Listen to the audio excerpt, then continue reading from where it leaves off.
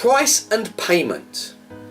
Define your price so there is no ambiguity with something like this.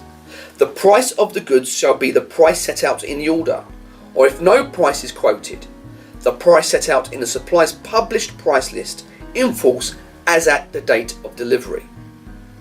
Provide for price increases so that you may maintain a profit margin and or accommodate changes in customer instructions or delays with something like this.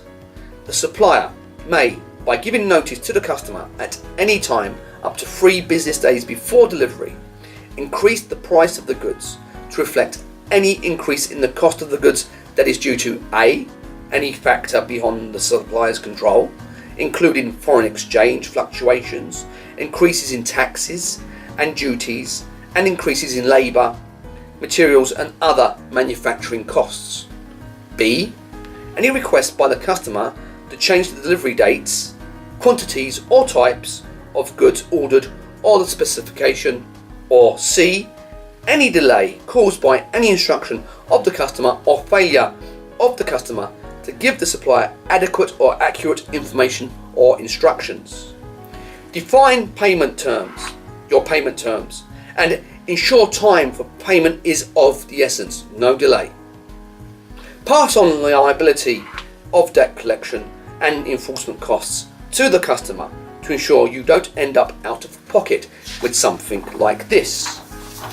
Should the supplier incur any costs in recovering any overdue payment from the customer, including tracing costs, debt collection costs, expert costs, asset investigation costs, and full legal costs for the issue or defending of legal proceedings covering but not exclusive to drafting, advice, counsel and trial preparation, the customer shall pay those costs in full.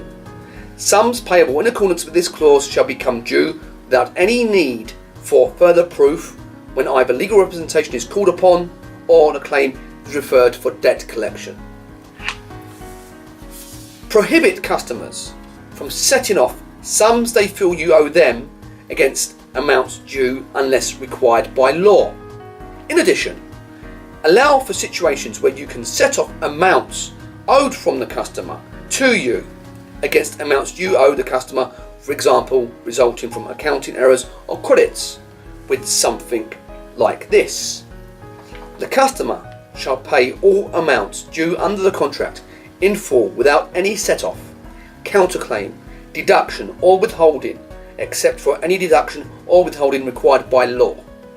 The supplier may at any time, without limiting any other rights or remedies it may have, set off any amount owing to it by the customer against any amount payable by the supplier to the customer.